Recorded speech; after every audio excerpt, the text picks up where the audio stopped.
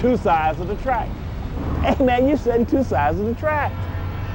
That is not acceptance. How long? Fight for justice.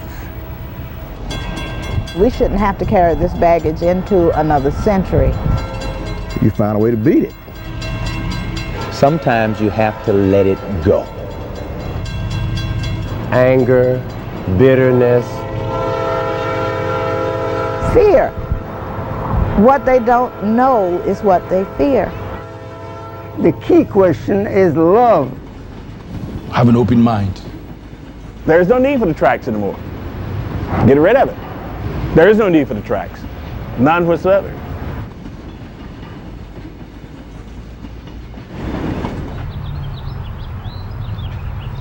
Railroad tracks, a symbol of separation. Of segregation, a physical boundary. Dividing towns, dividing races. The other side of the tracks. Is there hope for crossing the tracks? I'm Pam Saulsby. Maybe we have come a long way, then too, maybe there's still a long way to go. I'm David Crabtree. These tracks are, in a sense, a symbol of division. They are what they are, man-made steel impaling the earth, like scars embedded in skin, man-made scars in black skin and white. Mankind, it seems, has always suffered from the wound of racism. The irony is that it is self-inflicted. Maybe the only way to heal racism, to begin to heal it, is to dress the wound, address the issue, look at it from all angles. The tracks remain. Steel is not easy to bend. Maybe there will always be two sides of the tracks. But then maybe there is hope. Hope for healing. Hope for crossing the tracks. If you don't have drive, you will fail.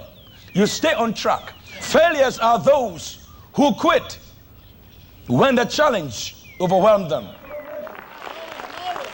Amen.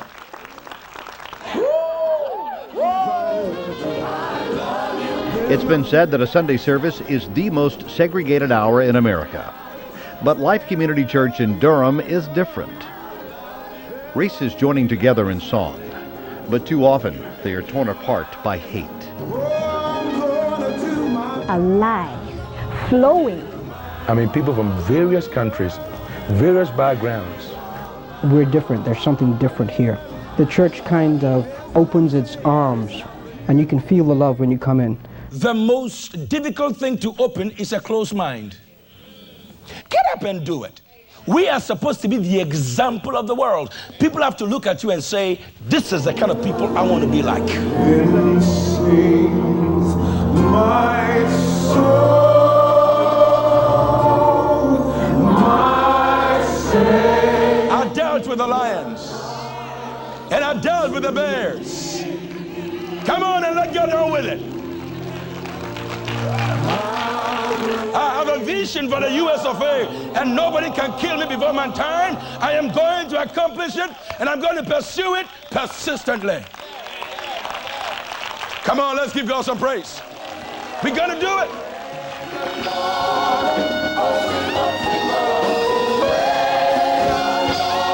Praise, but sometimes the joy just isn't enough.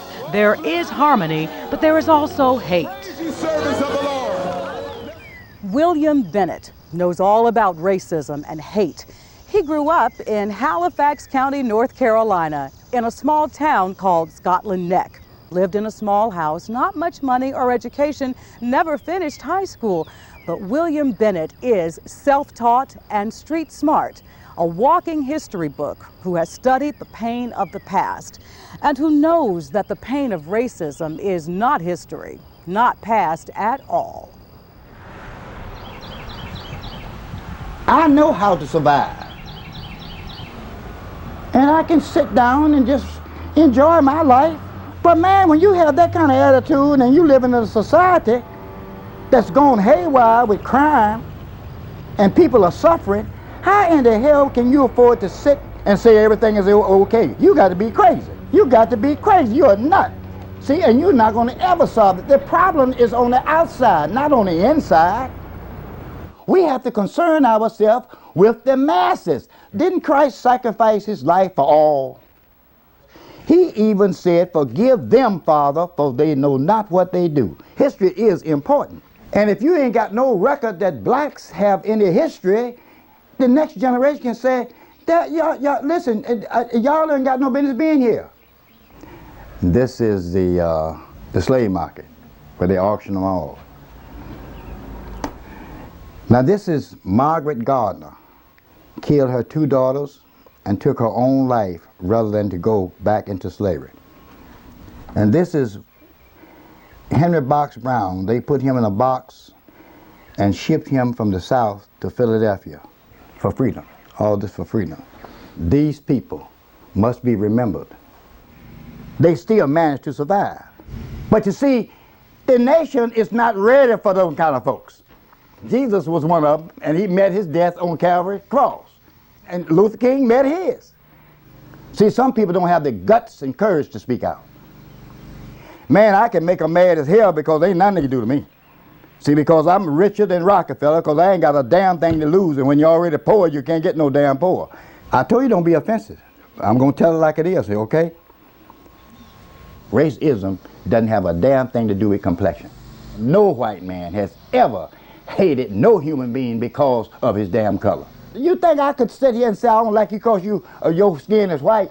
Hell no. It's the biggest damn joke since Santa Claus. Give him a damn box of crayons and see how in the hell he's going to throw that crayon all over this damn place because he's a color hater. He'll probably tear this damn house up. He just hates colors. If you're going to edit something, damn sure don't edit that out. I hate you because you're black. I hate you because you're white. I hate you because you're black. I hate you because you're white. That's a damn lie.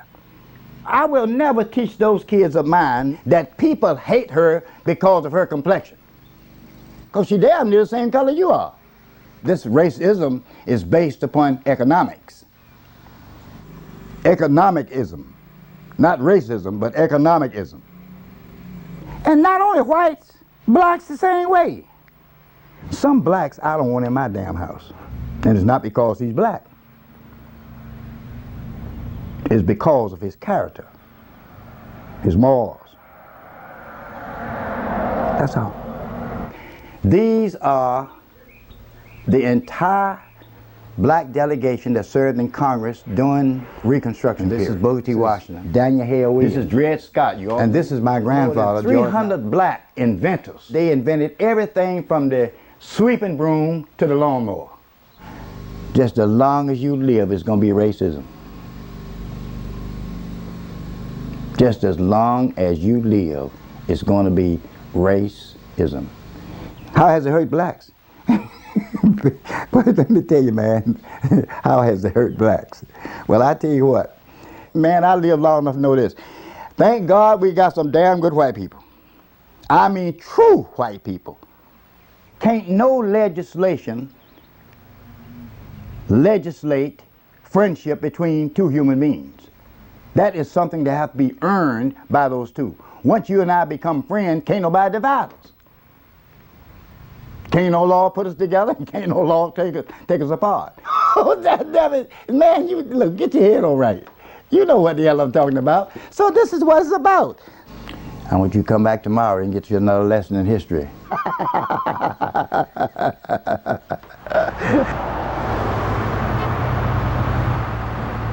Real nice town. It's a busy town, real busy, a lot of traffic, and the people are real fine.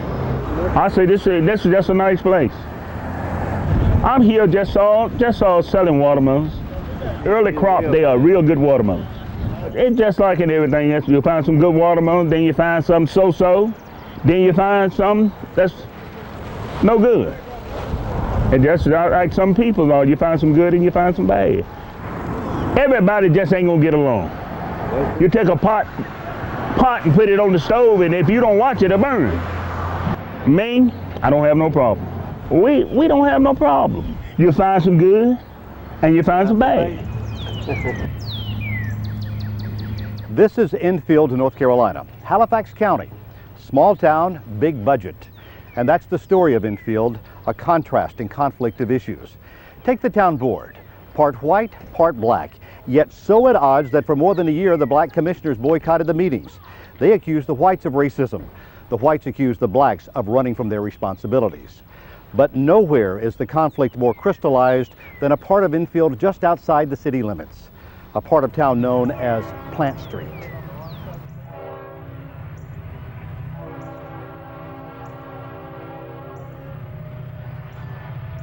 Racism doesn't have any logic.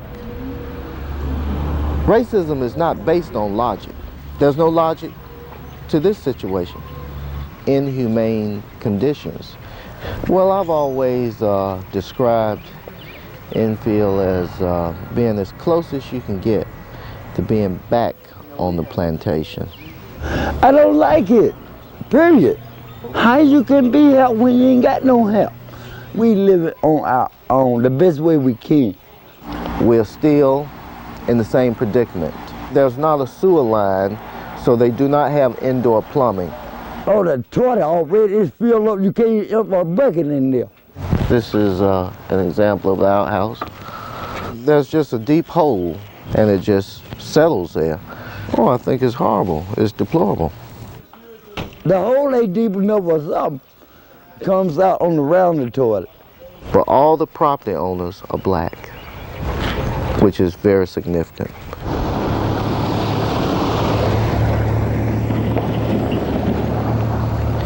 Presently, I'm standing on a sewer line that runs up this road and around the corner to white-owned property. 50 feet away are outhouses. And here's a sewer line that was built and went right past 50 different residents, right past the outhouses. The members of the Town Board of Commissioners, the majority members, have not seen fit to appropriate the monies to alleviate this inhumane condition. That's a lot more complicated than just saying we'll put in a sewer line. It's a matter of funding. And then the taxpayers in the town say, well, when are you going to do this for me? You're taking my money that I paid in and spending it outside of town. When are you going to do what needs to be done here for me in town? We have a 3.7 million state-of-the-art wastewater treatment plant. I mean, this thing is tremendous. The capability is here, that we have all of this, but we haven't been able to utilize it where there is a severe need. We still have outhouses. The only thing I can tell them is the same thing that I have told other people. If we can get everybody to the table where we can sit down and discuss the problems, we can help them. I think that we have to take care of our own. Those are inhumane conditions. The health of this community is in such jeopardy.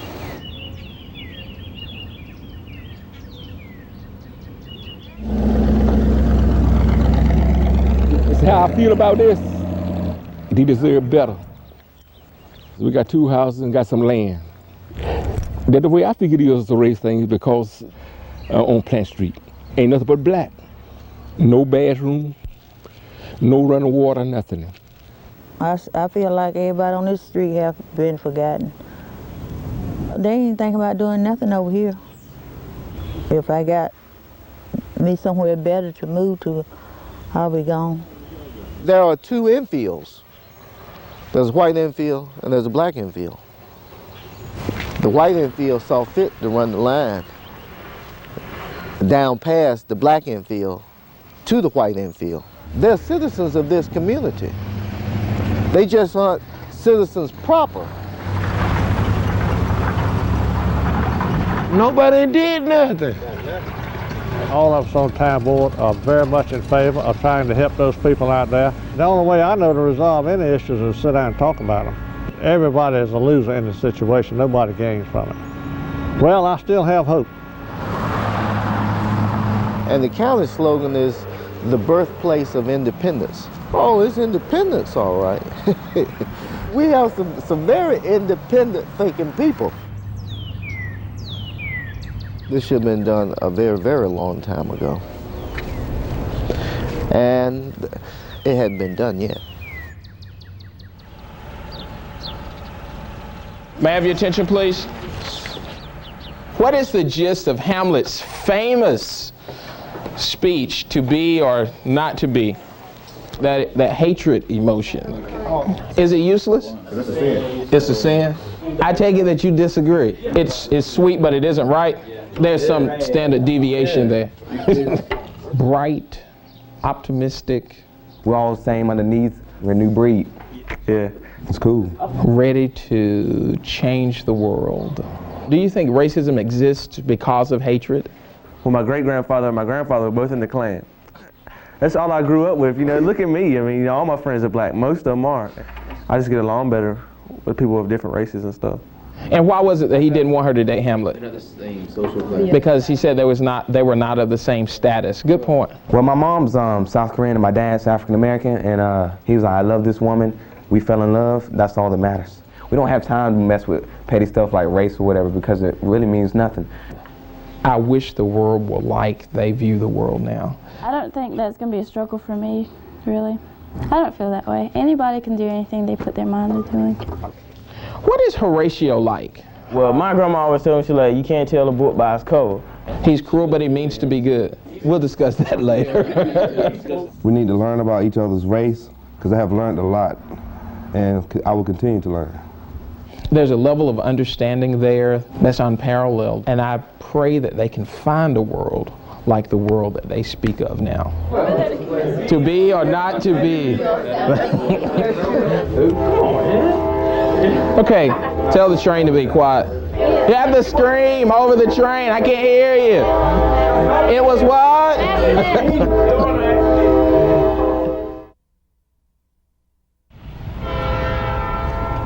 Train tracks cut right through the campus of North Carolina State University. It may be a reach, but the school is really like a locomotive. Students buy a ticket, and the train takes them where they really want to go, to a career. But it was different for Ed Carson. Doors had always been closed to him. He had to race the train, denied a seat on board because of his race. But 40 years ago, he did it. Ed beat the train, beat it, crossed the tracks, became one of the first blacks to ever integrate NC State. Then 40 years later, there came quite unexpectedly a violent collision. A reminder that even though he had found a way to climb on board, there were still those who insisted on throwing him off. And that's what happened. No, Ed wasn't thrown from a train, nothing quite that dramatic. Quite simply, Ed Carson got thrown from his bike. Saturday and Sunday morning, I go 12 miles on my bicycle. And I've been doing this for 7 years. The security officer came down the down ramp as I was entering the parking deck. He asked, what are you doing? I said, riding my bicycle. No, you ain't. You looking at cars. You want to break in cars. So I said, oh my God, that's a J West. A second security car came across the parking deck. This guy got out of his car, ran up behind my bicycle and grabbed the rack back there, grabbed the back of the rack and stopped my bicycle. A third security car came up, and this was a black female that came out, got out. And when she came out, you know, the first thing came to my mind, so, oh boy, she's black, maybe I could talk to her. I got daughters her age, you know. I say, hey babe, boy, she exploded. Let me tell you one thing, ain't your babe now, what's your name? What's your name? Why are you holding me? What's your name? And they put the handcuffs on me. They fingerprinted me, took photos, mugshots of me, and threw me in the slammer. I mean, here I am, 60 years old, right? Never been arrested before. Been a citizen of this city for 60 years, right? Born here, etc. Never ran for anything, owned property and all this sort of stuff. But here this magistrate looked at me as being a black guy, and he said, no, we're gonna keep him in jail. Well, the criminal charges, the school itself had the charges dismissed. Oh yeah, I'm suing. So now we're gonna make them pay. You teach people a lesson by hitting their pocketbook.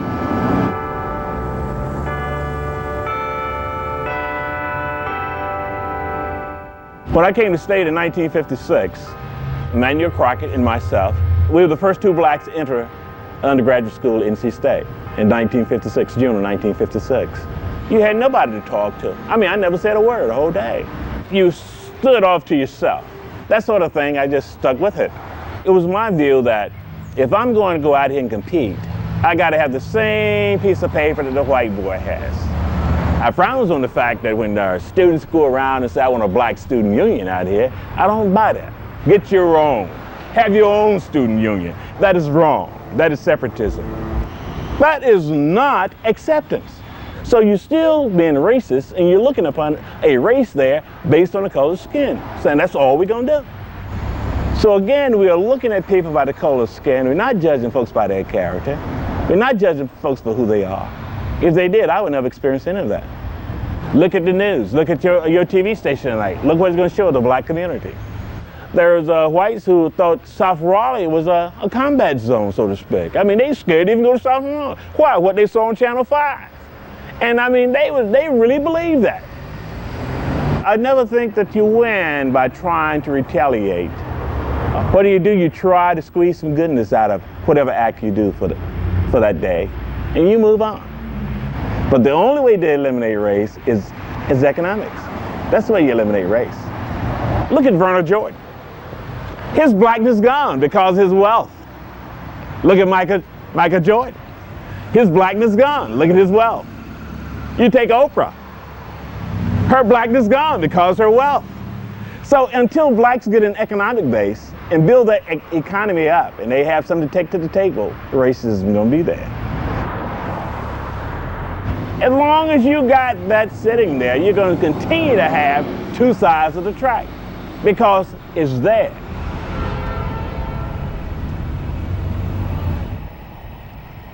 This is the tale of two basketball players on opposite sides of the track, one white, one black. Players, for the most part, parallel in their abilities. High school stars during the mid-60s in Raleigh, North Carolina, two of the highest scoring players in the area. One of them, the white one, went on to college, to the pros, and to the National Basketball Hall of Fame. The other player, the black man, stayed at home, became a high school coach, and over time watched his fame fade. His name is Lawrence Dunn. The other player, the white man, Pete Maravich. Two basketball players whose careers for a time ran side by side, but never crossed. He was a basketball player. I mean, he was determined to be the best basketball player in the world. He was an ideal physical specimen. You know, if he missed 2 shots in a row, it was unheard of. I mean, he was doing things way ahead of his time, and he's averaging 33 points, and there's no three-point shot. That's incredible, I think. You know, he was the best there was. We were kind of in our own world. So how senseless is that? I mean, how do you pass up a 40-point game shooter? Lawrence, to me, probably could have played almost any place. Move it! Trap him! All right, here we go, we're wide open. Here we go, wide open, babe. Don't sweat the small stuff. Go, push that, let's go, not half speed, go. I can't sweat the small stuff. Come on, pick it up, pick it up, pick it up. Sometimes you have to let it go. Go! Quickly, quickly. Trap him right there. Telegraph Jordan, you know better. Bring the ball outside, please. And I haven't whined about nothing. That was their problem, it wasn't mine. Dog him, out of the way, yeah, Nick. You out here, just like it is in life, man's gotta step up. It's not the destination. It's the journey. We never had enough of nothing. 1, 2, 3, team. And so, I can't sweat the small stuff. We were poor, but we didn't know it. You know, a lot of bologna sandwiches and lemonade. We didn't know any better. There's some tracks. That's basically where the line is drawn. When the cheering stops, what's he got? What's he got? This is where it all happened right here. Unreal. Unreal. They got these big lights in here. This thing wasn't this well lit. And we didn't have any lines on the floor except the half-court line. We had a center jump circle, but that's it. We didn't have no mats back there. You just ran into that darn wall. You got some people in here. This was the loudest place in the world. Man, we thought we had something going on in here. They said I was good. That's when kids played so hard. But if you made the grade, you were the man. And so in this little community around here, for a little while in '65, I was the man. I like that. State championship team. I guess we won pretty much everything in sight that year. It wasn't anything to score 40 points. I think my lowest game was 17, had an off night. You see this thing is so old, man, it started turning yellow. Now, of course, this is Pete Maravich. Pete looks mighty young back then. Pete is right here. He was a senior that year at Broughton. He got Basketball Player of the Year. I got Independent Basketball Player that year. And you didn't realize there was a difference until it was all over. Tremendous person. I know that he loved basketball better than anything. I wasn't a personal friend of Pete's. We were more like rivals. He knew who I was, and I certainly knew who he was. Pete is somebody that got a lot of notoriety. I accepted that. I never said I was better than him, averaged more points than him. That doesn't mean being better. We weren't brought up like that. I didn't have any bitterness in my heart. I didn't know. And so I have no regrets. But I'll always wonder what was out there, you know. That's why I hated, really, that I couldn't play in that East-West All-Star game. I just always would like to know how I would have done. It's an East-West All-Star game. And so when you put the word All-Star at the end, that tells you right away. The integration hadn't occurred. And that certainly wasn't fair to a lot of people, and it certainly wasn't fair to Lawrence. You know, Pete, there wasn't no question. Played great, set the record. He scored, you know, like 43 points, and the record still stands. Pete was in a situation, he had a chance to play in the East-West game, and Lawrence didn't have that opportunity, and I can see where that would be a problem. And that was a situation of the time, and it's certainly a shame that it did happen. You know, Pete was a great player when I got here, and Pete would have been a great player if I never came. He played 4 years at LSU, and he was drafted by the Atlanta Hawks, and he finished his career at Boston and with the Celtics. But he was just a great, great player, and you wouldn't marvel at him. You'd say, you know, this is something special.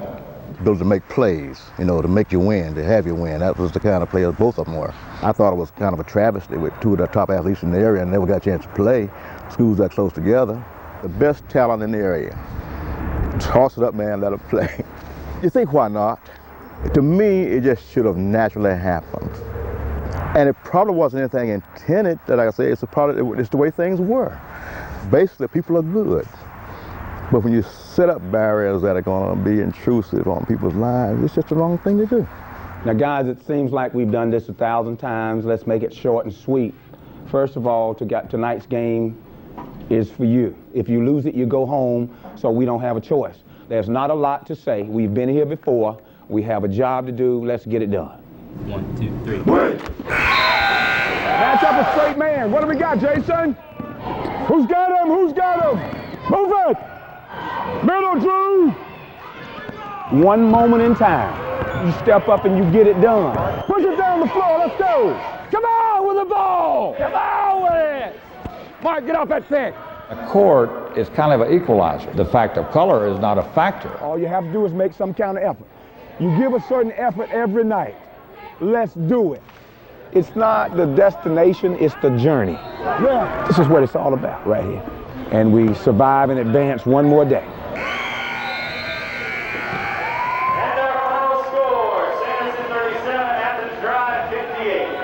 Take care now. Appreciate it. Good job. Thank you, sir. Thank you, sir. In the spirit of competition, there's no difference. I'm not dissatisfied the way my life has gone. You took the hand you were dealt and you did the best you could with it. That's pretty accurate. And so I have no regrets. It just happened, but he just collapsed on the court, and and then he died, and he had a faulty valve in his, and never detected that. I think we learn from people like that, and people who don't reach the top on methods and ways that they tried to reach the top. If you can look yourself in a mirror and say, hey, I give it my best shot, and that's all you can do. You have obstacles everywhere you go, and you have to choke it up and go. You can't bemoan that opportunity. Things just happen, and you don't have any reason for them happening. And the only way to get around that is sidestep it or run over it to get there. I've always stayed on the good side of the tracks myself, as far as I know. That's all I knew. And so I can't sweat the small stuff.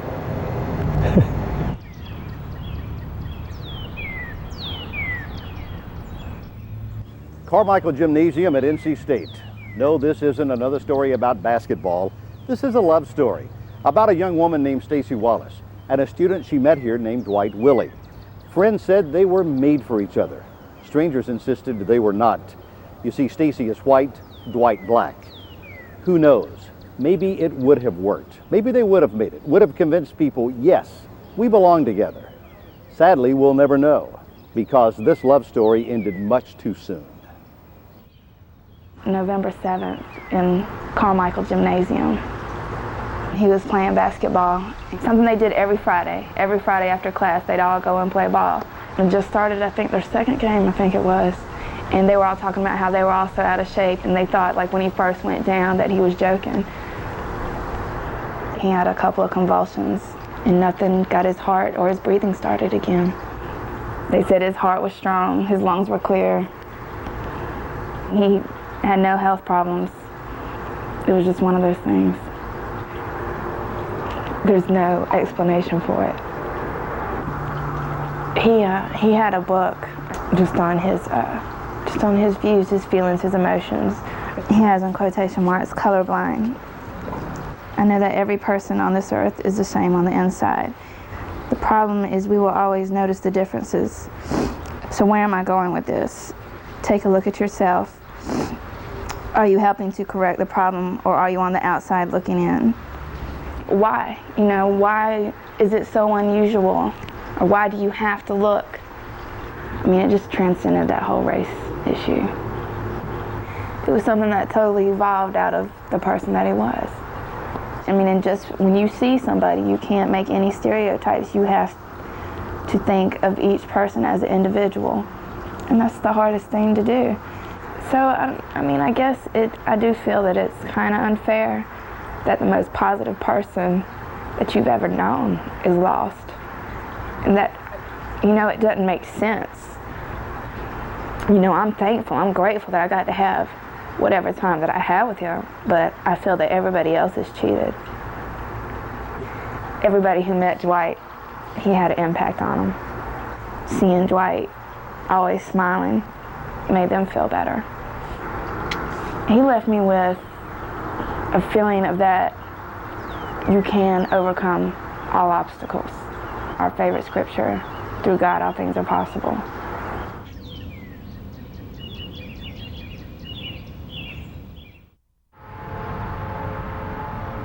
If America is a melting pot, then Durham, North Carolina might be the stew, a mishmash of races and classes, spiced with culture, but soured by conflict. The stew has been at times an ugly struggle. The ingredients for peace are there: openness, willingness to mix, but the taste seems sometimes bitter and stale. Like so many towns across America, Durham is still struggling, still stewing over race. It's still segregated, Bull City.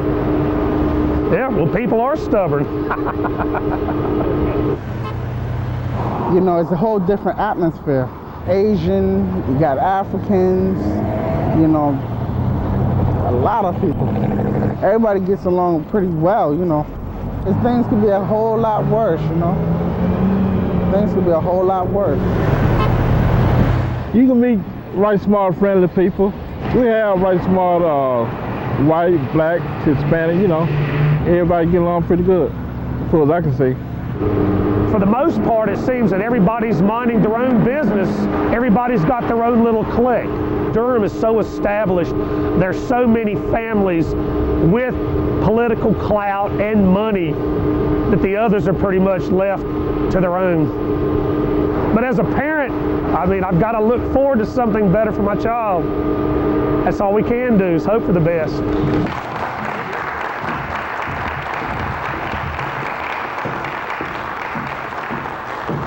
It's a pleasure to be here tonight in Hillside High School.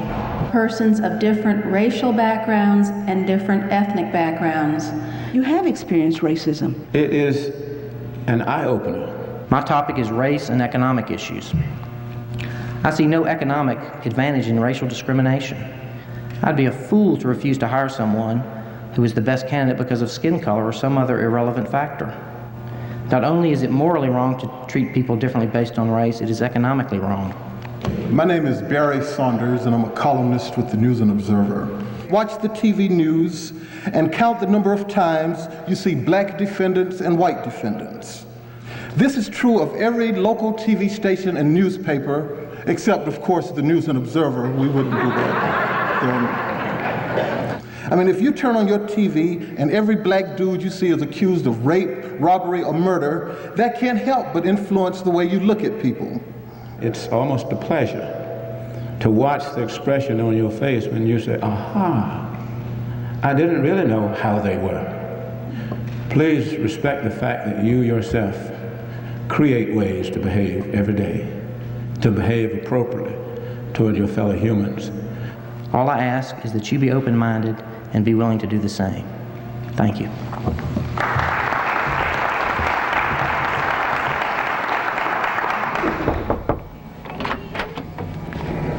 Good afternoon. Hello. Hiya. Hi. Manager in?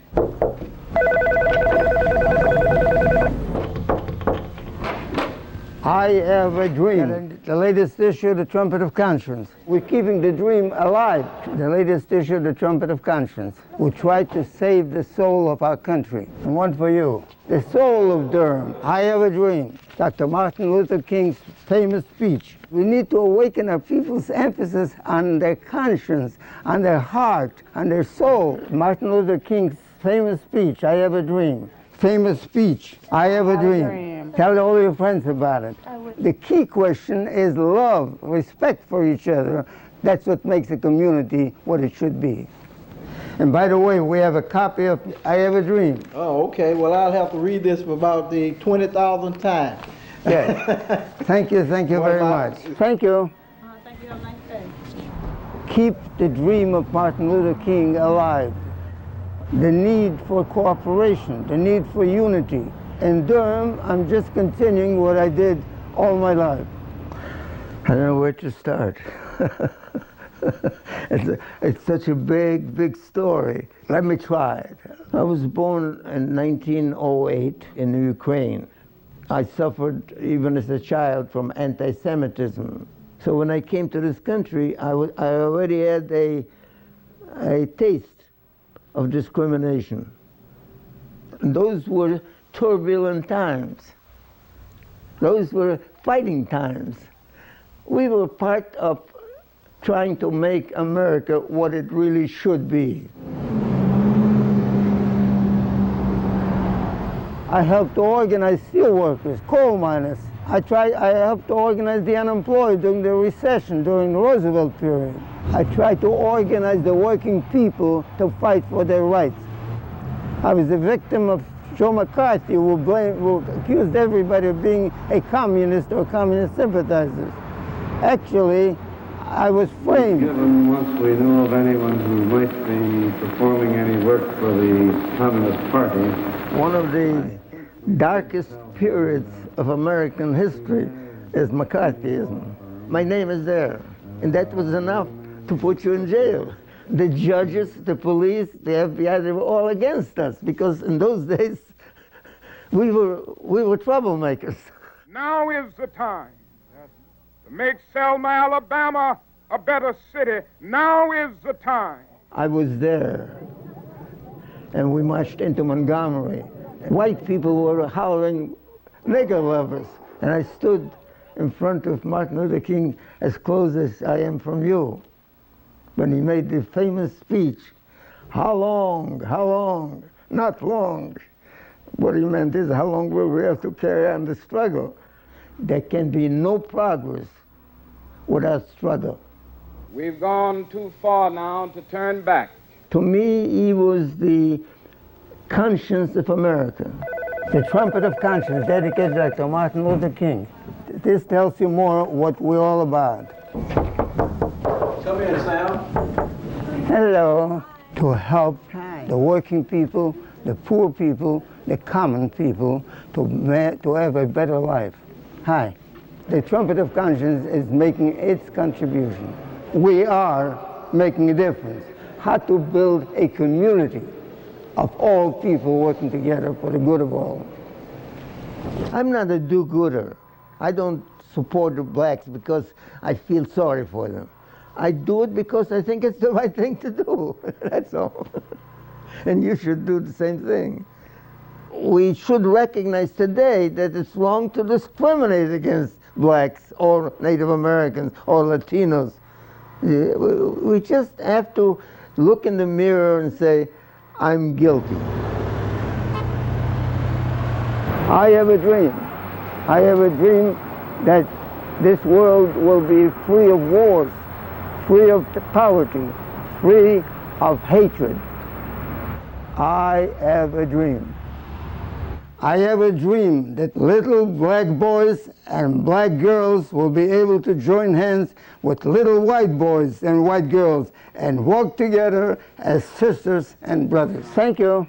Thank you. Have a nice day. I have a dream that my 4 little children will one day live in a nation where they will not be judged by the color of their skin, but by the content of their character. I have a dream today. Wilmington, North Carolina, a city that is everything racism is not. Beautiful, tranquil, pure, but the calm waters of the Cape can be deceiving. The roots of racism are revealed in the river's name, Cape Fear. Fear swept through Wilmington on a fall day 100 years ago. There was chaos in the streets, people killed, buildings burned, government officials run out of town, and what may have been the only successful coup d'etat in American history. Not exactly the type of history a town wants to embrace. But 100 years later, Wilmington is reflecting on its past, looking into the future, and watching to see how things have changed. Wilmington is 2 stories. One is the Cape, one is fear. Fear, even today. What they don't know is what they fear. Fear.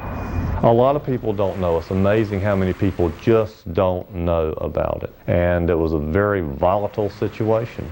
November 10th, 1898, a race riot that lasted just one day. But some insist the fear remains. That intimidation is still here. A dirty little secret. And it's been swept under the rug, and they'd like to keep it that way. We have to admit that this happened. It happened 30 years after the Civil War. Wilmington was looked at as a very progressive city. It was the largest city in the state. And blacks were rising to power. African Americans had a newfound freedom, and they were exercising it. They began to hear little phrases such as, oh, you're from Wilmington. The town is run by the... Some members of the community felt that the blacks had forgotten their place. They were threatened, and if it became necessary, they would choke the Cape Fear River with black bodies. The river would run red with black blood. On November 10th, 1898, the tension snapped. A mob of white men marched to the city's black-owned newspaper building and set it on fire.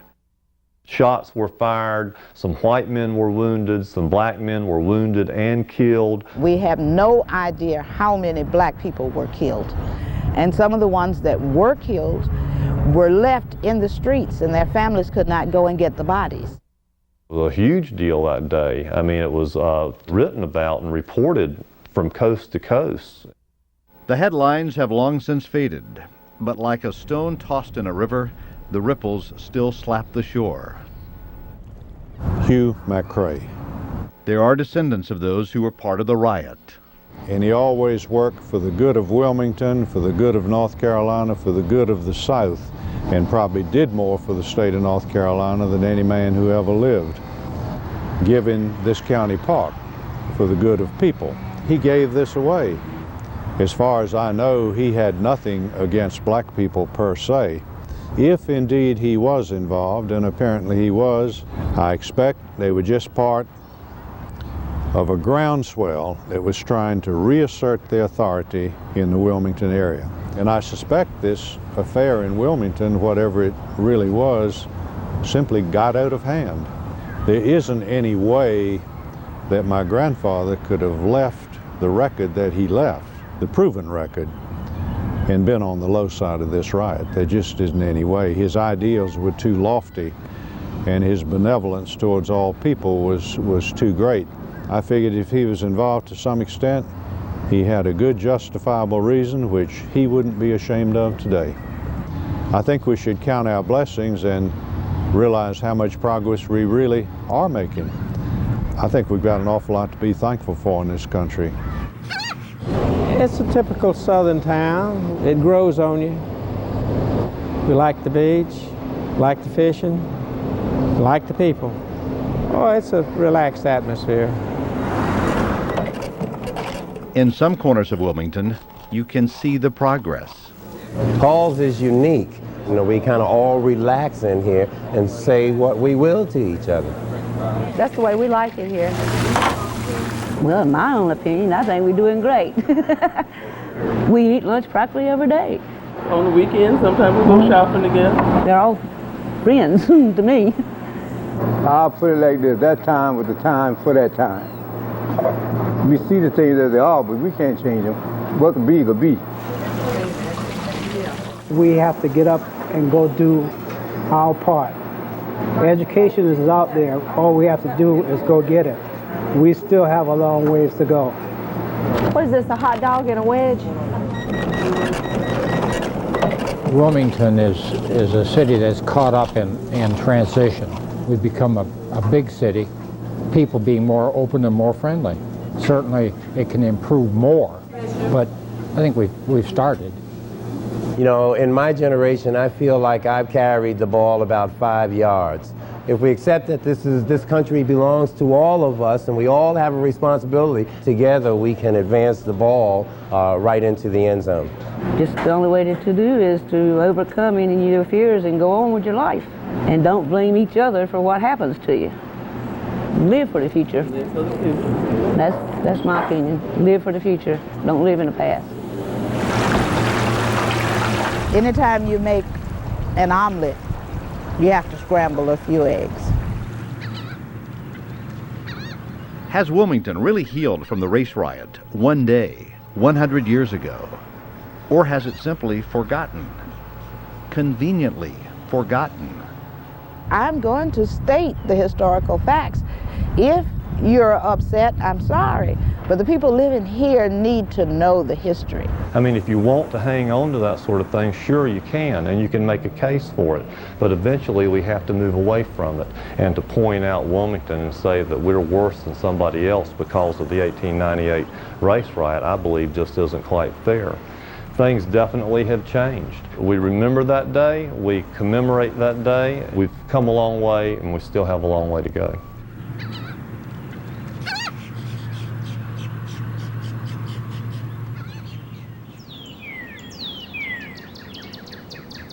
Unity is important. That is one of the final untouched areas, if you would. Sometimes even in death, we refuse to let go. Maplewood is the white cemetery, you know, in their minds, and Beechwood is the black cemetery. And they're both owned by the city of Durham. They've been separated so long, and they just stand with the tradition. I think it's really divisive. I think we're all human beings, and those barriers do need to come down.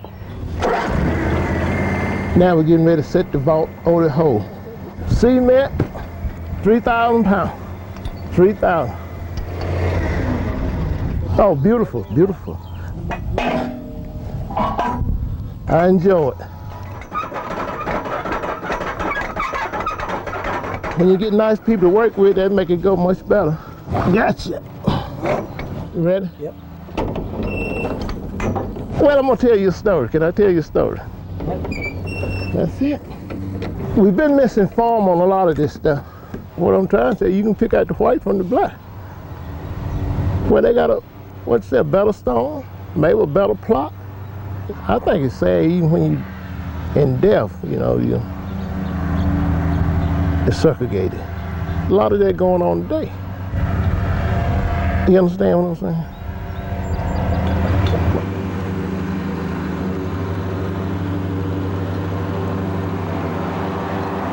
You know, I don't meet no strangers myself. And I don't care what color you are. As long as you treat me fair, I treat you fair. They's not the one to worry about. They the least worry. Now, once they rested, they rested.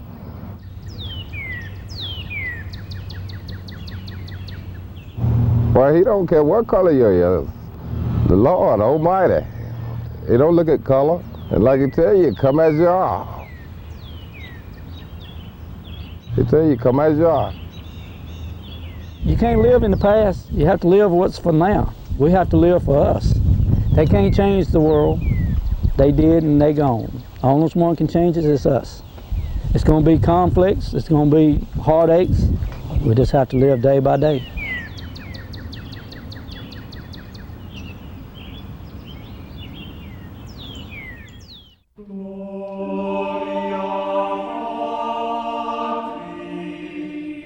It probably does grieve his heart to some point that we don't love one another as we love ourselves. It breaks his heart, you know, and I really think that that's how God feels, because when he created people, it just says in the Bible, he created them men and women. It never says he created black and white. It never says he created any other color. And that's a sad thing to say. If we don't know how to relate to each other, it's really, really very sad for us to think we can relate to him. Break down the stereotype. Help remove those fears. You are welcome because Jesus is here.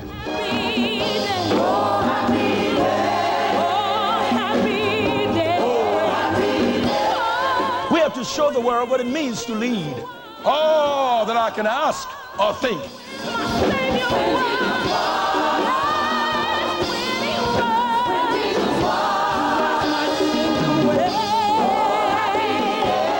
He always looks for soil to produce fruits. You better talk about it now. Glory to God. That's God.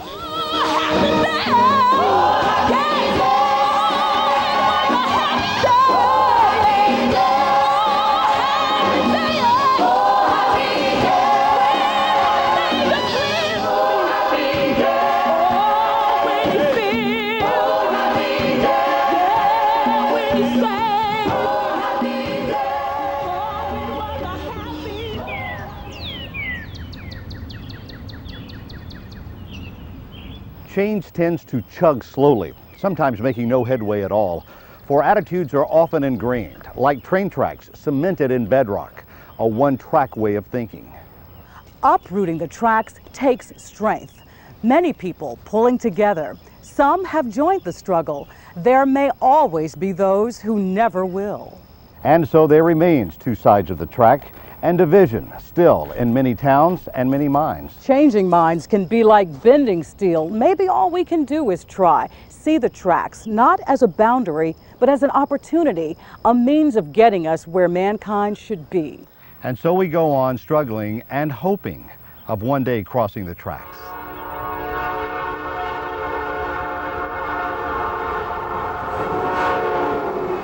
People can be changed. Yeah, the changes are coming. Unity is important. Brotherhood, decency. We have to kind of have an even playing field. The choice is yours. And you got to know who you are. We just have to look in the mirror and say, I'm guilty. There's no need for the tracks anymore. There is no need for the tracks. Get rid of it.